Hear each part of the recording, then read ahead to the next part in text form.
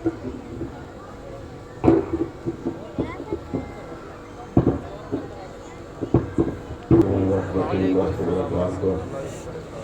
بالله السميع العليم من الشيطان اللعين الرجيم بسم الله الرحمن الرحيم قال الله تبارك وتعالى في حديث قدسي إن الحسين مصباح الهدى والسفينة النجاة صلوات بھیجے محمد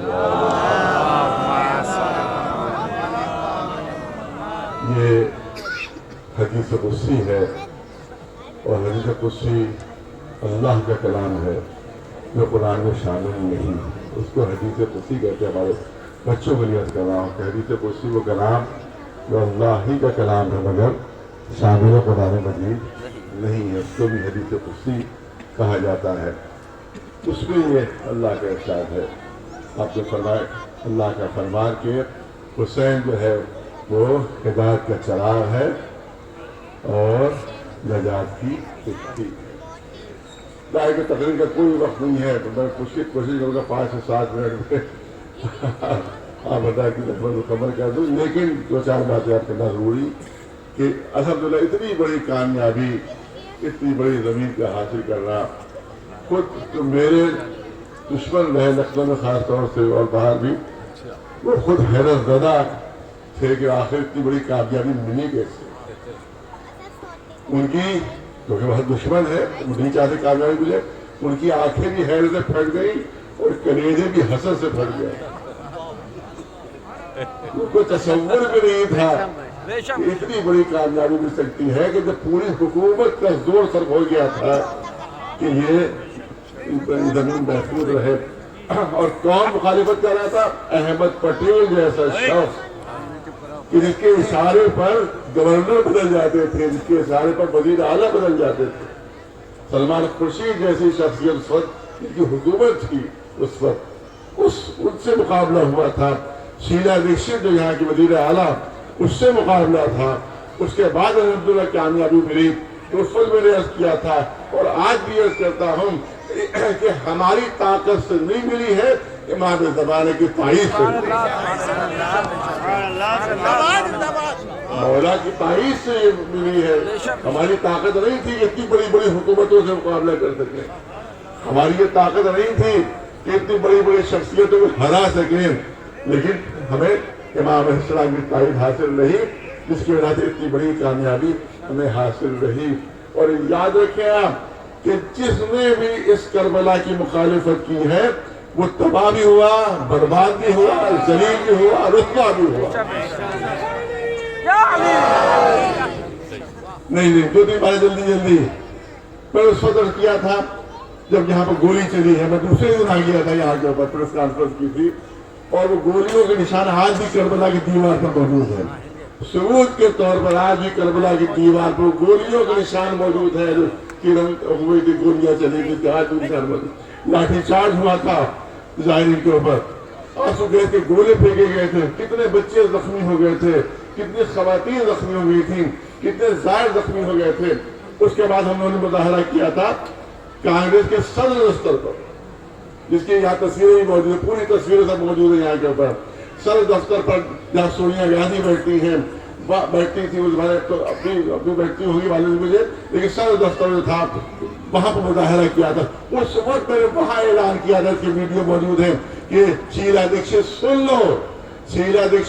لو کہ تم نے زائرین پر گولیاں چلائی ہیں، تم نے ان پر آنسو گیس کے گولے پھینکے ہیں، تم نے ان پر لاٹھی چارج کیا ہے، تو یاد رکھو کہ تباہی تمہارے سامنے آ کر رہے گی۔ اور میں اعلان کیا کہ شیلا دیکشت بہت جلد تم سیاست کے کوڑے دان میں نظر آؤ گی۔ یہ جملے تھے میرے وہاں پر، جملے تھے، یہی جملے تھے۔ تو میں نے شیلا دیکشت وزیر اعلیٰ تھی اس وقت وزیر اعلیٰ، میں نے کہا تھا کہ تم سیاست کے کوڑے دان میں نظر آؤ گی۔ اور دنیا نے کتنی جلدی دیکھ لیا کہ جہاں کے الیکشن اسی علاقے سے 4 بار جیتی تھی وہ الیکشن، اسی علاقے سے 4 بار الیکشن وہ جیتی تھی، لیکن اس کے ظلم کے بعد اسی علاقے سے بری طرح سے ہاری ہو، بری طرح سے اس کو شکست ہوئی. اس کے بعد وہ ابھر نہیں پائے، دنیا سے رخصت ہو گئی اور کنویں کے اندر سے باہر نہیں نکل. جب آپ دیکھیں احمد پٹیل کے کیا حشر ہوا، کورونا کے ذریعے سے جو انتظام حاصل ہوا، وہ دوسرے جو خورشید اسلام ہے آج کا کوئی جاننے والا نہیں. اور جو پرانے غدار ہیں وہ بھی تباہ ہوئے، تو نئے غدار ہیں وہ اتنے ذلیل ہوئے، اتنے گرے کہ آج تباہ کے کوٹھے پہ نظر آ رہے ہیں.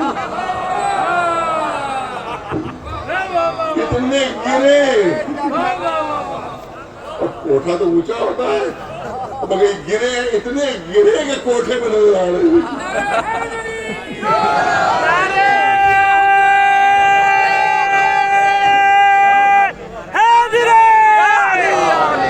جس میں پرانے غدار بھی شامل تھے، نئے غدار بھی، وہ سب شامل. اور آج ایک جو ہے وہ ایک پرانے غدار پہ الزام لگا رہا ہے کہ وہ مولوی ہمیں لے گیا، وہ مولوی ہمیں لے گیا. ہلکا سا اشارہ بھی کہتا ہوں، لیکن نام کے ساتھ توسی لگا ہوا ہے، توسی لگا ہوا ہے. اب ذات پات کی بات میں نہیں کروں، میں آگے اوپر کسی بھی ذات سے ہو، کوئی ذات بری نہیں ہوتی، کردار برا ہوتا ہے. کردار برا ہوتا ہے، کردار کی اس کو جاننا چاہیے اس کو. تو وہ وہاں پر وہ لے گیا وہاں کے اوپر. ہمیں پتا نہیں تھا کوٹھے پہ جا رہے، معلوم نہیں کہاں جا رہے ہیں. ابھی تک ریکارڈنگ محفوظ ہے کہ این ڈی ٹی وی، آج تک ٹی وی، فلاں ٹی وی، فلاں ٹی وی جب یہ گرفتار ہوا اس کی میاں بیوی تو کہا تھا 5,000 لڑکیوں کو اسے عزت بیچنے کے لیے بیچا تھا. 5,000 لڑکیوں سے سودا کیا. اس کو نہیں معلوم کہ اس کے کردار کیا ہے، اس کو نہیں معلوم کہ اس کا کاروبار کیا. وہاں مولوی گئے اور جا کے موٹے موٹے لفافے بھی وصول کیے، تحفے بھی وصول کیے. اور اب قرآن کر کے کہیں مجھے معلوم نہیں تھا، ہمیں معلوم. ارے معلوم اگر نہیں تھا اب تو معلوم ہو گیا، اب تو لفافے واپس کر دو.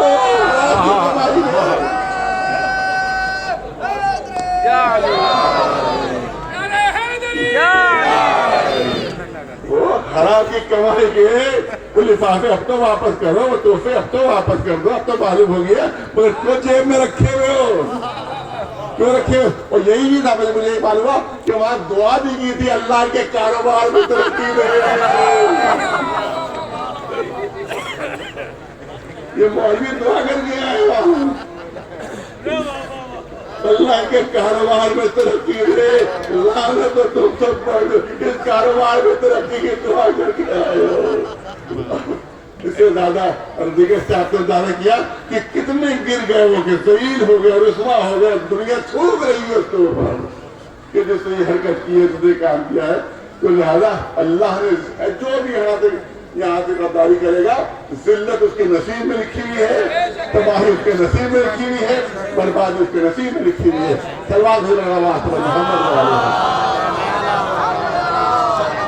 واقعی جو کامیابی ملی اس وقت امام زمانہ کی تائید کے پہلے وہاں سے لئی ہوئی. میں نے یہاں 10 سال کی لڑائی لڑی جس میں حیدری کے زمان، اس کے علاوہ جتنے بھی علاقے دہلی کے آس پاس کے ہیں تمام حضرات وہاں کے مومنین. اب علاقوں کے نام کو کوئی نام بھی چھوڑ دیا تو خامخواہ دشمن ہو جائے کہ میرا نام نہیں لیا، آباد آ دیا. یعنی مغربی یو پی کے تمام مومنین شامل رہے تھے. بڑے شہر کے جتنے علاقے ہیں وہاں کے تمام مومنین شامل رہے. یہاں یو پی میں بھی، یہاں دہلی میں بھی مصطفیٰ آباد ہے، قریشی ہے، مہروی تمام علاقے وہاں کے مومنین یہاں پہ آتے رہے. یہاں تک یہ کہ ایک دن ایسا بھی تھا کہ لکھنؤ سے بھی بسیں آئی تھی، مجھے یاد ہے. تو لکھنؤ مومنین یہاں شامل ہے جس کی ولادت کی بڑی کامیابی ملی ہے. اس طرح میں کروں کہ لکھنؤ 20 سال ہم لوگ رہے. یعنی اگر میدان میں اگر سبات قدم اپنے قدم جما دیں تو اللہ کی طرف سے مدد ہوتی ہے، تو مولا کی طرف سے مدد ہوتی ہے. لکھنؤ 20 سال عدالداری کی حفاظت کی لڑے، الحمد للہ کے جنوب بھی آزاد ہوئے کیونکہ ہم نے لڑائی لڑی، اس سے بعد قدم میں ثبوت دیا. اور ایک کام ایسا ہوا ہے جو میری نجات کے لیے کافی ہے، وہ ہے کشمیر کے جلوس جو 33 سال سے بند تھے. 33 سال سے بند تھے. میں وہاں پہ حاضری تھی، میں نے وہاں جا کر کشمیر میں وہاں پر کچھ لوگوں نے کہا کہ باہر کہیں کیوں آ گیا، تو میں نے کہا تم باہر کے ہو سکتے ہو، ہم باہر کے نہیں ہیں، کیونکہ ہمارا سگا نانیال ہے کشمیر. وہ تو نہیں معلوم ہوگا، سگا نانیال، میرا سگا نانیال اور میری اہلیہ کا سگا دادیال ہے. میرے دادا، میرے اہلیہ کے دادا کشمیری تھے، میرے نانا کشمیری تھے. اور آپ کو نانا کی اہمیت معلوم ہے کہ نانا ہی سے اسلام میں ملا ہے.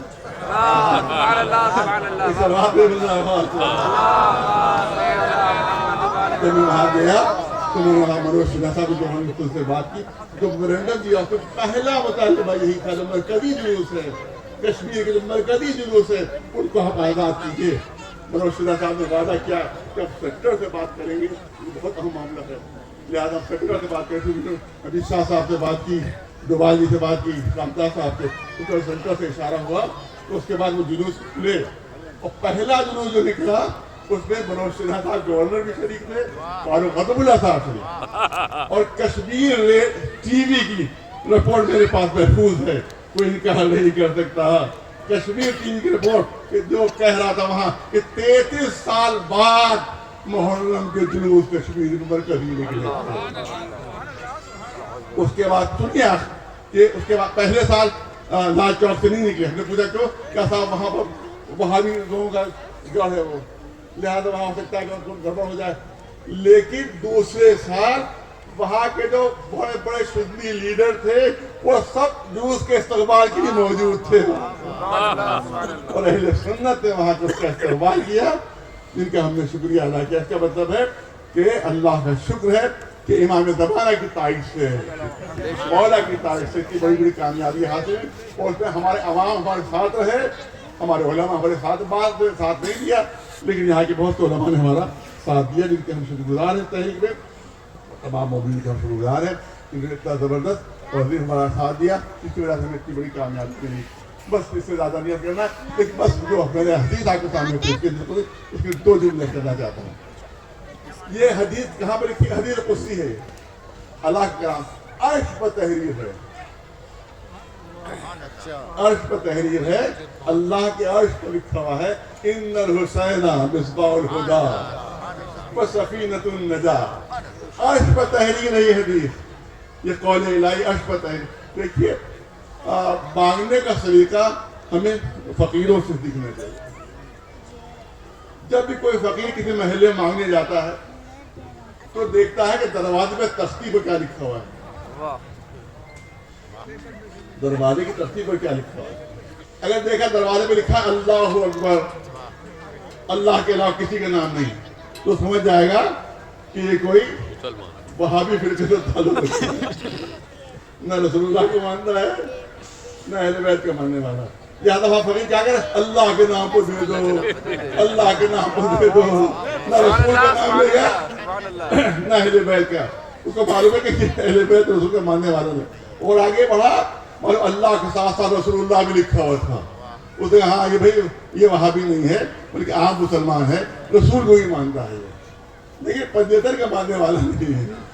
اب وہاں کیا کہے گا؟ رسول کے نام پر دے دو، رسول کے نام پر دے دو، کیونکہ وہ تختی اس کو پوچھنے کی ضرورت نہیں ہے کہ رہنے والے کا عقیدہ کیا ہے. خود تختی سے لکھی ہوئی ثابت ہو جاتا ہے کہ رہنے والے کا عقیدہ کیا ہے اور کس وسیلے سے مانگا جائے. اور جب آگے پہنچا تو ایک جگہ اللہ کا نام بھی تھا، رسول اللہ کا نام بھی تھا، اور اہل بیت کے نام بھی تھے. سمجھ گیا اہل بیت کا ماننے والا ہے. اب وہاں کہے گا پنجے تیرے پاک کا صدقہ مجھے دے دو. اس کا مطلب یہ ہے کہ گھر کے دروازے پر جو تختی لکھی ہوتی ہے وہی وسیلہ بنتی ہے مانگنے کا. اللہ کے عرش پر لکھا ہوا حسین کا نام. اس کا مطلب یہ اگر اللہ سے مانگنا ہے تو حسین کے وسیلے سے مانگو گے، اللہ حسین کے وسیلے سے عطا کرے گا. لبیک یا حسین، لبیک یا حسین. اب میں نے کہا دل تو بہت چاہ رہا تھا لیکن موقع نہیں ہے. اب کیونکہ بیان کے ثواب کا یہاں پر تذکرہ ہوا تو میں ایک حدیث خالی پیش کروں گا، آپ کی بات مکمل کر دوں گا. ابو بصیر نام کے صحابی تھے، ہمارے چھٹے امام امام جعفر صادق. سنیے بس یہ آخری 2-3 جملے. ابو بصیر حج کر کے آئے امام نے پوچھا تم نے کتنے حج کیے ہیں؟ کہا 19 حج میں کر چکا، 19 حج، کہ ایک حج اور کر لو، ایک حج اور کر لو۔ اب وہ اسی نے کہا بوڑھا ہو چکا، اب سفر کی طاقت نہیں، کہ ایک حج اور کر لو۔ اچھا یہ پہ برادر جیسے اللہ صاحب نے فرمایا کہ مستحب حجوں کی بات ہو رہی ہے، واجب کی نہیں ہو رہی ہے، کیونکہ واجب حج جو ہے زیارت سے کمپنسیٹ نہیں ہو سکتا، واجب تو کرنا ہی کرنا ہے، لہٰذا مستحب کہ ایک حج اور کر لو۔ کہ آقا کیوں آپ اصرار فرما رہے ہیں کہ ایک حج اور کرو؟ کہ جب 20 حج کر لو گے تو میرے جد کی زیارت کا ثواب تمہیں حاصل ہو جائے گا۔ یعنی 20 حج ایک طرف ہے اور امام حسین کے روضے کی زیارت ایک طرف ہے۔ بس آخری جملے سنیے، کہا آقا 20 حج ایک زیارت؟